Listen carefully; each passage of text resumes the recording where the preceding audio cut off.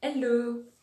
Aujourd'hui, je vous retrouve pour répondre à la question: pourquoi conscientiser et libérer ses traumas et émotions?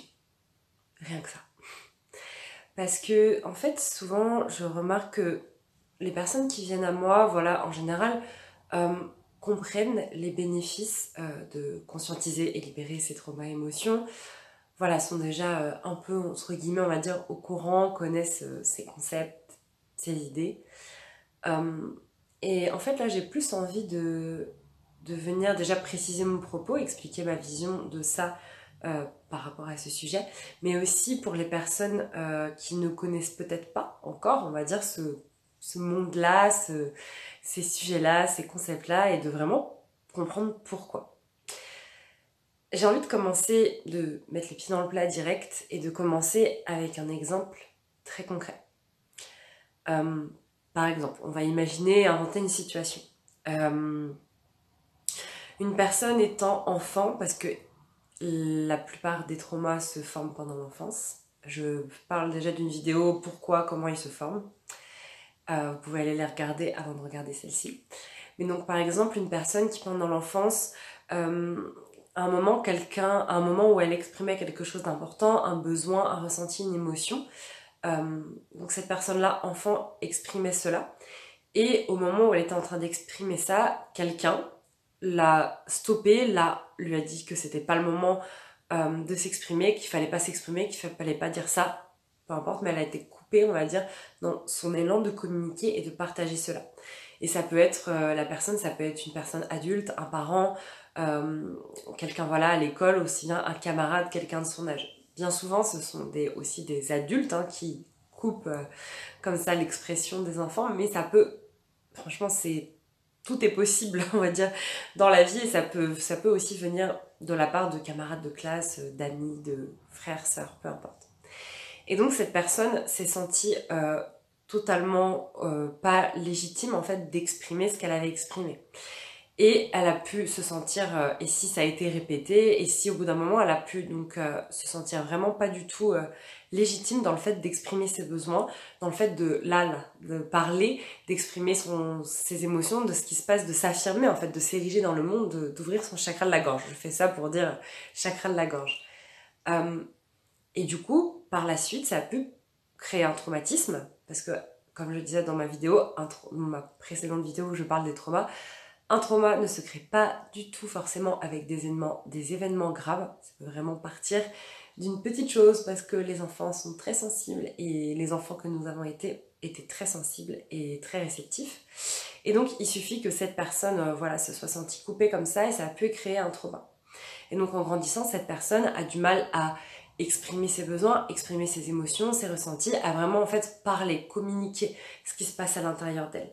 Et elle a, voilà, par exemple, ça peut être dans le couple, sa partenaire lui dit que la personne a du mal à exprimer, elle aimerait bien qu'elle communique plus, ou alors ça peut être dans le couple, ça peut être dans plein d'autres relations et situations, mais voilà, la personne a pu se sentir coupée comme ça dans son élan de communication, et par la suite, ça a créé un trauma, et donc, en étant adulte, en grandissant, elle n'ose pas, elle s'est construite sur ça en fait. Elle n'exprime pas ses besoins parce qu'elle pense que c'est pas bien, que ça dérange les autres.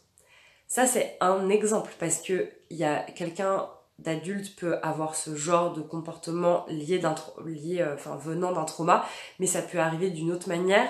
Il y a certaines personnes qui vont réagir eux à l'extrême et au contraire vont toujours tout exprimer, enfin tout le temps de manière on va dire plus extériorisée. C'est vraiment la libération des traumas, la guérison des traumas, c'est au cas par cas. C'est du sur-mesure, c'est ultra personnalisé, il n'y a pas de thérapie générale dans la libération et la guérison des traumas. Et donc en fait, il y a deux possibilités, on va dire, par rapport à ça. Soit la personne n'a pas conscience de cela, n'a pas encore posé la lumière de sa conscience sur cette chose qui est dans son ombre, en fait, qui existe, qui est là dans l'ombre, dans le subconscient. La personne n'a pas encore levé le voile de l'illusion, voilà, levé le voile de la conscience sur cette part d'elle. Et du coup, le fait rien que déjà de mettre ça en lumière et de prendre conscience, c'est déjà beaucoup. C'est déjà énorme de prendre conscience comme ça d'un trauma, d'une part de soi traumatisée, de quelque chose comme ça. Parce qu'en fait, ce qu'il faut comprendre, c'est que quand on vit un trauma, c'est comme si, j'aime bien utiliser ça, c'est comme si ça ouvrait une ligne de temps. Ligne de temps, j'entends ça comme si la part de nous, au moment où on a vécu le trauma, c'est comme si une part de nous reste bloquée à ce moment-là et que nous, on continue de porter cette part de nous traumatisée. Qu'on continue de porter, en fait, à travers cette part de nous passée, qu'on continue de porter ce trauma à travers cet ancien nous, on va dire. Et ça, en fait, quand on en prend conscience, déjà, ça peut désactiver beaucoup de choses. Ça peut enclencher de grandes déguérisons. Je le vois bien en séance, juste le fait de prendre conscience, c'est énorme. Mais peut-être que l'autre situation, c'est que peut-être que la personne a déjà pris conscience de ça, ou alors que le fait d'en prendre conscience, il y a besoin de plus aller en profondeur. Et dans ces cas-là, ça peut être très intéressant donc pour la personne d'aller vraiment aller à la rencontre directement de cette part d'elle qui s'est sentie, qui est à l'origine de ce trauma. Moi, c'est ce que je fais avec ce que j'appelle les voyages de conscience.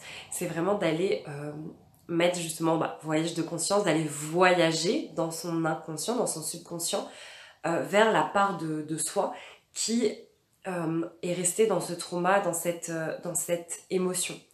Et le fait d'aller lui parler, d'aller lui demander de quoi elle a besoin, de lui donner la parole, permet de la libérer. Ainsi, le comportement en fait donc traumatique lié on va dire la réponse traumatique. Donc par exemple là dans l'exemple que je donnais au début de la vidéo, la personne qui a vécu ce trauma dans le fait de communiquer, qui donc a développé, s'est construit sur le fait que elle a du mal du coup à exprimer ses besoins, ses émotions, ses ressentis. Le fait d'aller faire ça, d'aller voyager vers cette part de nous, de lui laisser la parole, de la libérer, de la guérir, permet justement d'apaiser, on va dire, à la source, en fait, directement le comportement, on va dire le comportement qui a été la réponse traumatique à cet événement antérieur, à cet événement passé. On pourra donc apaiser cette part de nous, la libérer, la guérir, mais surtout transformer, en fait. Transformer cette situation à l'intérieur de nous qui impacte notre présent, tout simplement. Et donc pour les émotions, le point commun, c'est que il va y avoir ce côté qu'on continue de porter des poids du passé. Donc pour les émotions, plus on va retenir nos émotions, plus on va s'empêcher de les ressentir. Et ça d'ailleurs, ça peut être vraiment en lien avec un traumatisme, hein, par exemple, parce que là je vous parlais d'une personne qui a du mal à exprimer ses besoins, mais des fois ça peut être vraiment au cas par cas chez certaines personnes, elles vont pas avoir de mal à exprimer leurs émotions, sauf par exemple peut-être la colère, parce qu'on leur a fait comprendre dans leur enfance que c'est pas bien d'exprimer sa colère. Donc peut-être qu'elles vont avoir pas forcément de difficulté à exprimer leurs émotions et ressentis, sauf la colère. C'est pour ça que je vous dis, c'est vraiment du sur-mesure, c'est vraiment au cas par cas. Et donc, plus on va porter ces poids-là émotionnels, plus on va laisser notre couple-là émotionnel déborder, se remplir et en fait à la fin déborder. C'est ça en fait, porter les poids émotionnels. Et c'est ça que j'appelle faire des libérations. Je veux dire, c'est ça, quand je dis de parler de libération émotionnelle, c'est ça qu'on libère.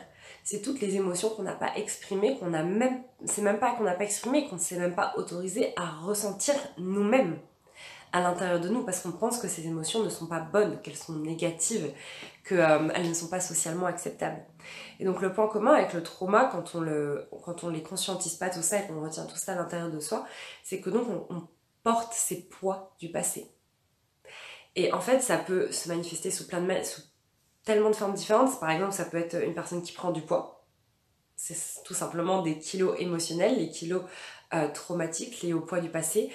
Ça peut être quelqu'un qui se sent fatigué, vidé, parce qu'en fait, ces émotions et ces traumas passés le vampirisent, la personne, la vide de son énergie. Ça peut être tellement de manifestations différentes. Ça peut être combler tout ça, fuir toutes ces émotions-là et combler par de l'addiction.